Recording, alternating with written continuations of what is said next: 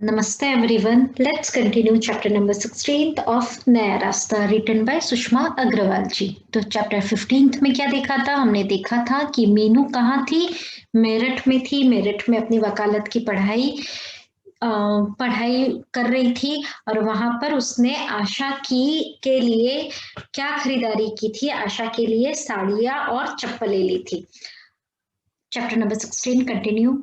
आशा की शादी के 2 दिन रह गए थे। मीनू भी मेरठ से 3 दिन पहले आ गई थी। मीनू मेरठ से कितने दिन पहले आशा की शादी के लिए आई थी? 3 दिन पहले आई थी। उसने घर आकर माँ के साथ काफी काम कराया मतलब शादी में बहुत सारी प्रिपरेशंस चलती है, तो उसने बहुत मदद की अपनी माँ को। काफी काम अभी बाकी था जो कि अगले 2 दिन में करना था।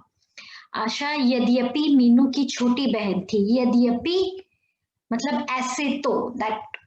ऐसे तो हम मीनू की बहन छोटी बहन आशा थी, तो दैट इज यद्यपि।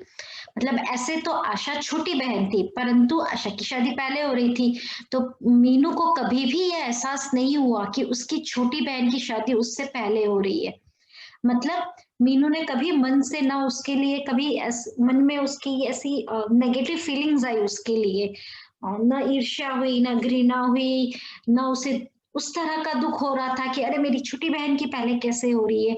मीनू अपनी बहन से बहुत प्यार करती थी। उसे कभी ये एहसास नहीं हो, बुरा नहीं लगा था उस तरह से। उसकी बुआ जी पिता की सिस्टर, दैट इज बुआ जी। उसकी आंट मतलब एक्चुअली तो उसकी बुआ जी भी शादी से 2 दिन पहले ही आ गई थी, जैसे रिलेटिव्स एंड गेस्ट आ जाते हैं। मीनू के पिताजी व माँ को किस बात का डर था? मीनू के पिताजी व माँ को इस बात की शंका मतलब डाउट या डर था। शंका मतलब डाउट था कि कहीं मीनू की बुआ जी उसे ऐसे शब्द ना कह दे जो उसके हृदय को ठेस पहुंचाए, क्योंकि वे उनकी आदत को जानते थे। किसकी आदत को जानते थे? बुआ जी की, क्योंकि बुआ जी बहुत कड़वा बोलती थी, बहुत मुंह पे बोल देती थी, पुराने ख्यालों की थी। तो कहीं वह मीनू को कुछ ऐसी बात ना कह दे जिससे मीनू को बुरा लग जाए, इस बात का डर था मीनू के माता और पिता को। So here is the answer.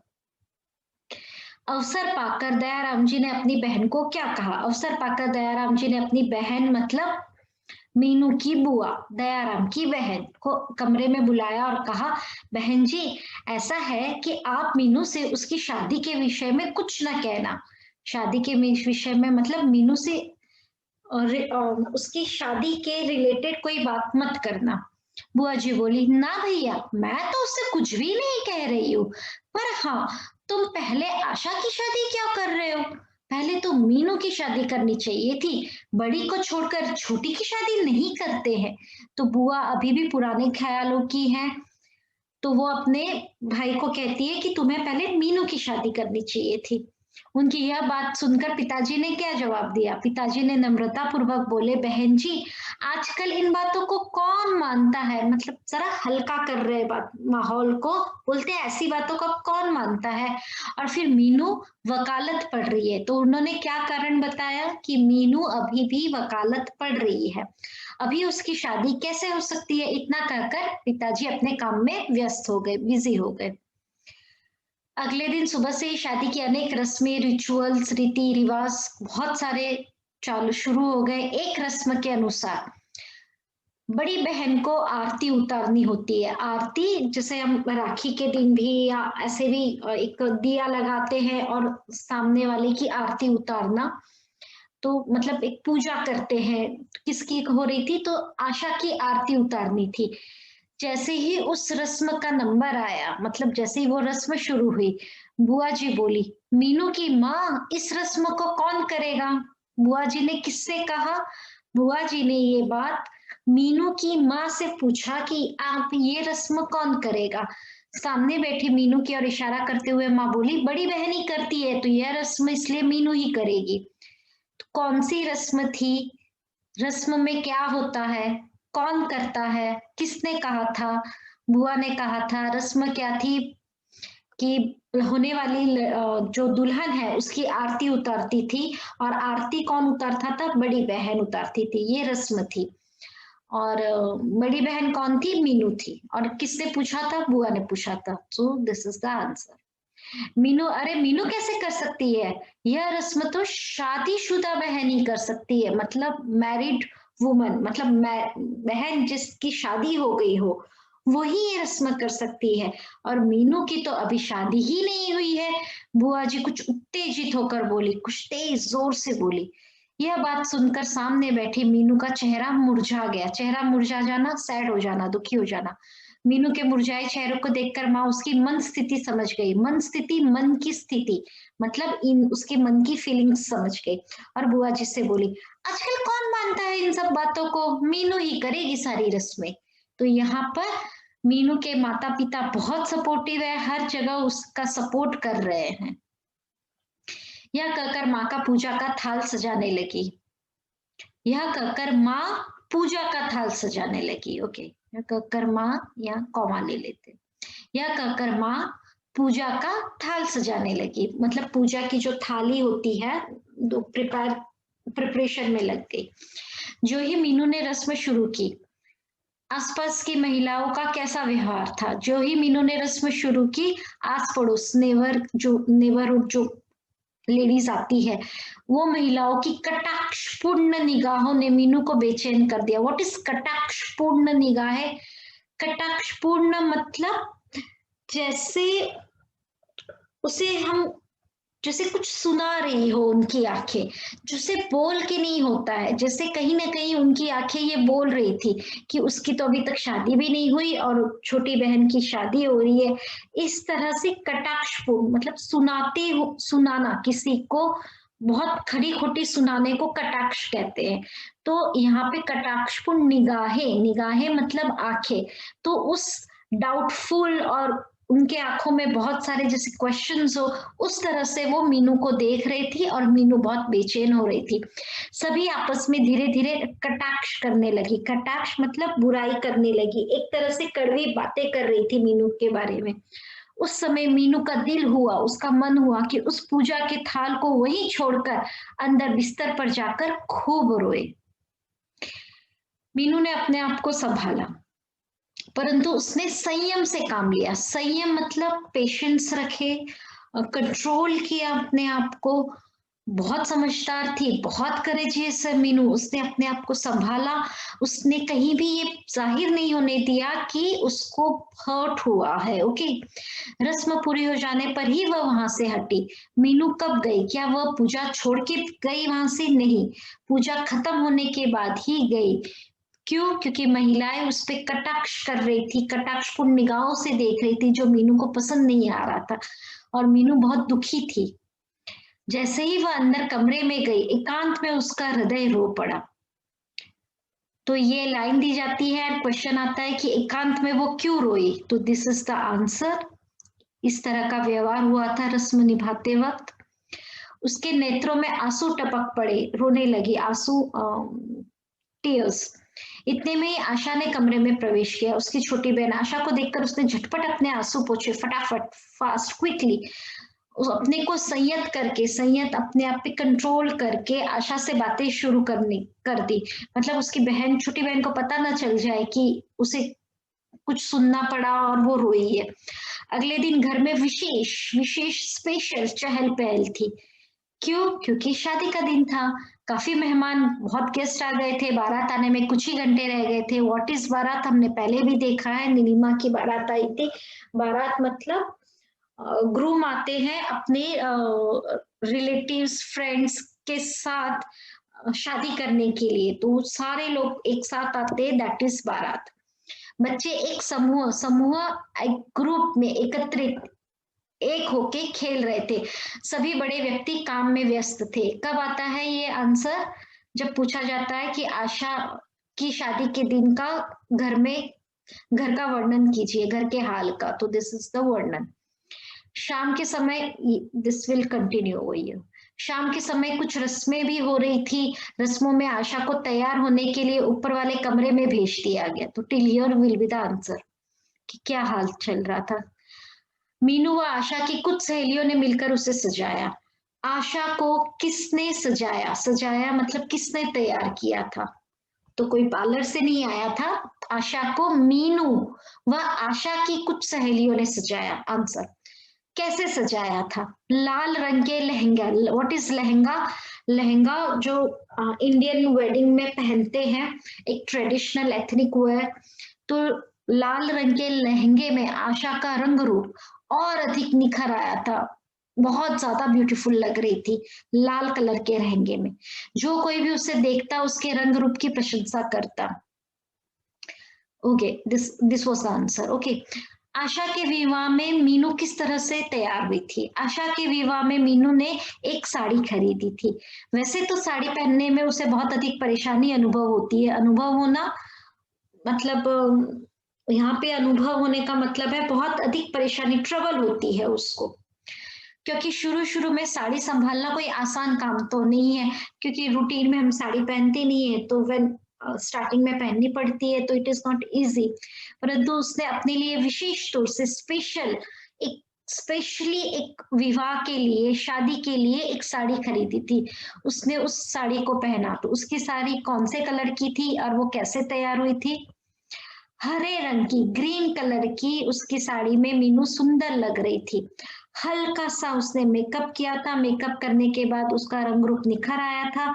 उसे साड़ी पहनने का अभ्यास, प्रैक्टिस नहीं था। उसने साड़ी बांधकर पिन ठीक प्रकार से लगा लिए थे, सेफ्टी पिन्स, जिससे किसी प्रकार की असुविधा ना हो। असुविधा मतलब कुछ ट्रबल ना हो, इजी हो जाए साड़ी पहनना। तो उसने सेफ्टी पिन, साड़ी पिंस लगाई थी। झटपट, फटाफट, क्विकली तैयार होकर मीनू नीचे उतर आई। घर में काफी मेहमान आ चुके थे। उसने उन सबका स्वागत किया, उसने वेलकम किया सबका। इतने में ही आशा की दो सहेलियां आ गई। मीनू उनसे बातों में व्यस्त हो गई। मीनू किससे बातें कर रही थी? आशा की दो सहेलियां। आशा छोटी बहन है, उसकी भी तो फ्रेंड्स आई थी।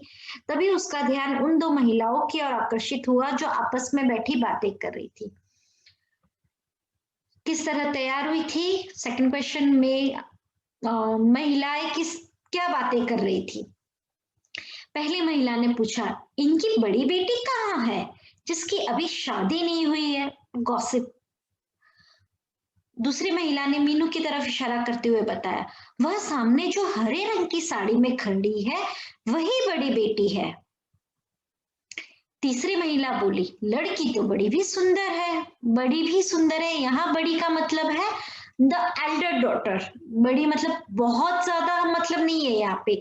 यहाँ लड़की तो बड़ी भी सुंदर है, इस बड़ी का मतलब है, just write down, Elder daughter. Okay, यहाँ पे एल्डर डॉटर, उसकी बड़ी बहन। तो लड़की तो जो बड़ी है, बड़ी बेटी, वो भी सुंदर है, फिर भी इसकी शादी क्यों नहीं हुई? जैसे सोसाइटी को ज्यादा चिंता हो रही है शादी की। ये रही हमारी मीनू, ग्रीन साड़ी में, हल्के मेकअप में, बहुत सुंदर दिख रही है, और ये महिलाएं बातें कर रही है। एक्चुअली उधर लिखा था कि वो आशा की दो सहेलियों के साथ बात कर रही थी, तो यहाँ आशा की दो सहेलियां नहीं बनाई गई है। ओके, इतना सुनकर पहली महिला बोल पड़ी, क्या पता चलता है आजकल की लड़कियों का, बड़े नखरे होते हैं इनके।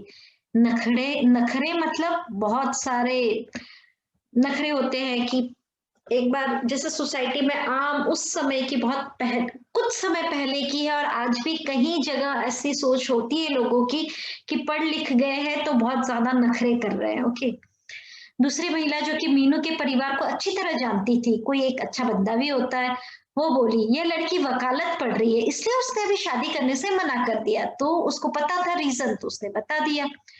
तो पहली महिला बोल पड़ी। तो देखो महिला मतलब समाज में, सोसाइटी में लोग कैसे सोचते हैं।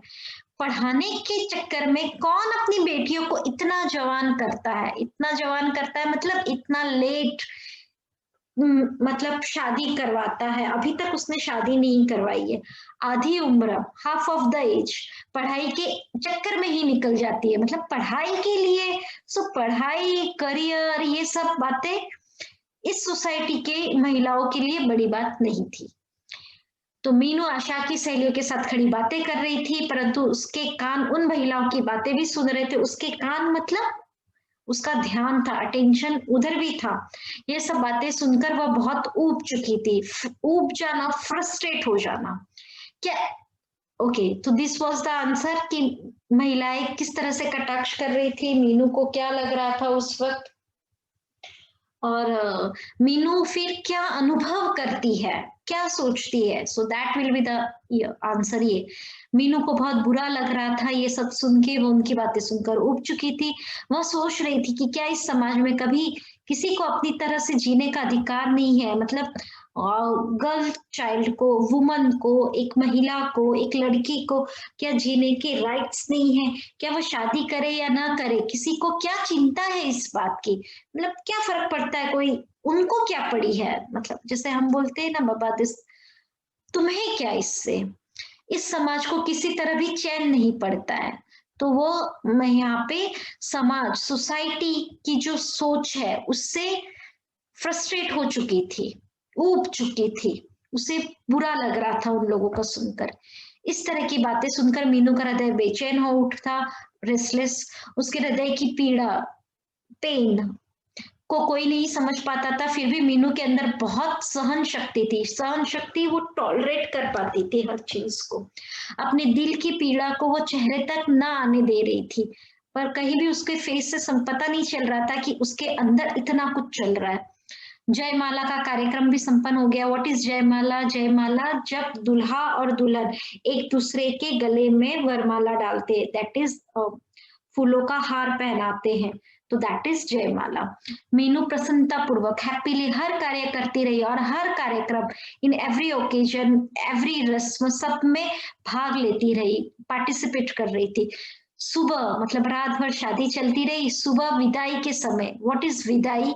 विदाई उस रस्म को कहते हैं व्हेन जो गर्ल होती है वो अपना घर छोड़ के, जैसे मतलब उसे हम जिसे बबाई कहते हैं, वो अपने इन लॉज के घर जाती है, अपने हस्बैंड के घर जाते हैं, दैट रस्म इज कॉल्ड विदाई। तो सुबह विदाई के समय जब हम सेंड ऑफ जैसे करते हैं, जब बाय बाय कहने का टाइम होता है, दैट इज विदाई। सिंपल वर्ड्स में समझा रही हूँ। तो जब सुबह विदाई के समय आशा मीनू से लिपटकर खूब रोई थी।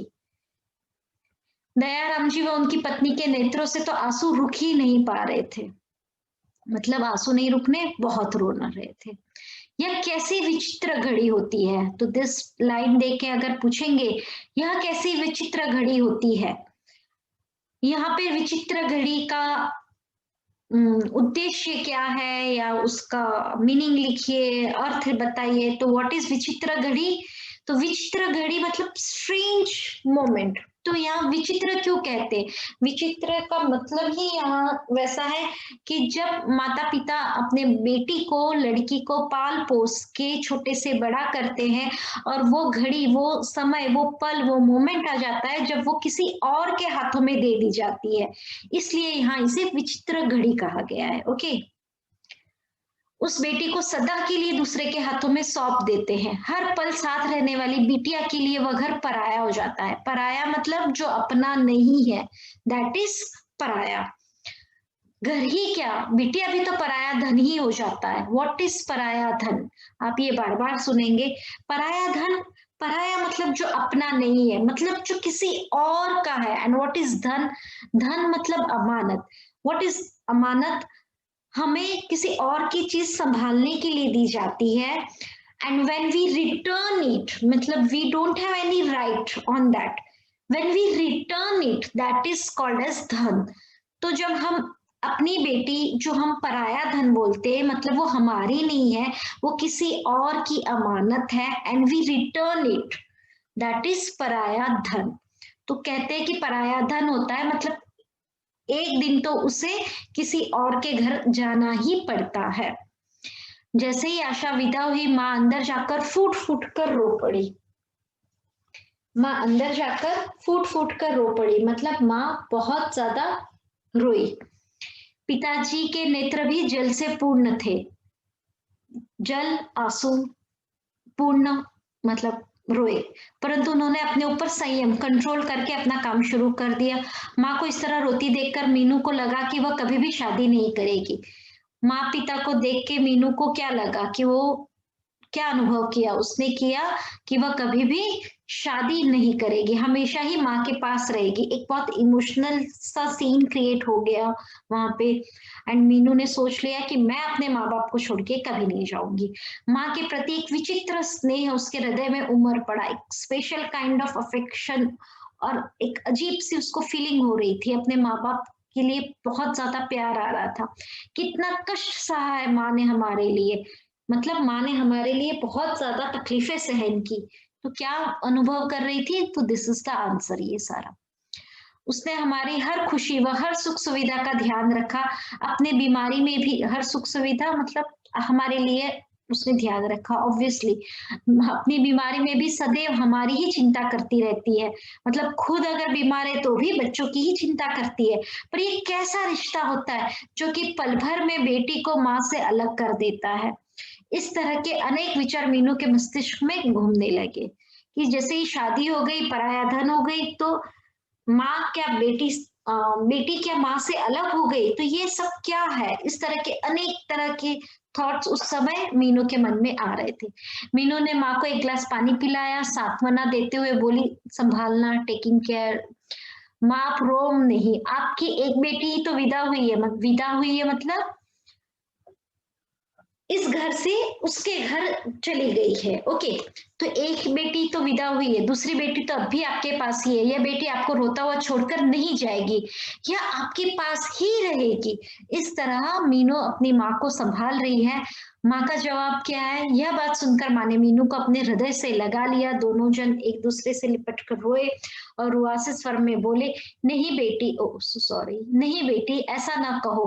बेटी तो पराया धन ही होती है, वह अपने घर में ही शोभा देती है। माँ ने मीनू को क्या जवाब दिया? माँ ने कहा कि बेटी तो पराया धन होती है और वह कहा अपने घर में ही शोभा देती है, मतलब जो अपने घर में रहती है वो बहुत शोभा मतलब ब्यूटीफुल दिखता है। मतलब माँ-बाप को अपने बच्चे जब खुशी-खुशी अपने घर को सँभालते हैं तो उन्हें अजीब तरह की एक अलग ही खुशी होती है। इतने में ही दयाराम जी अपनी पत्नी को किसी काम के लिए बुलाकर ले गए।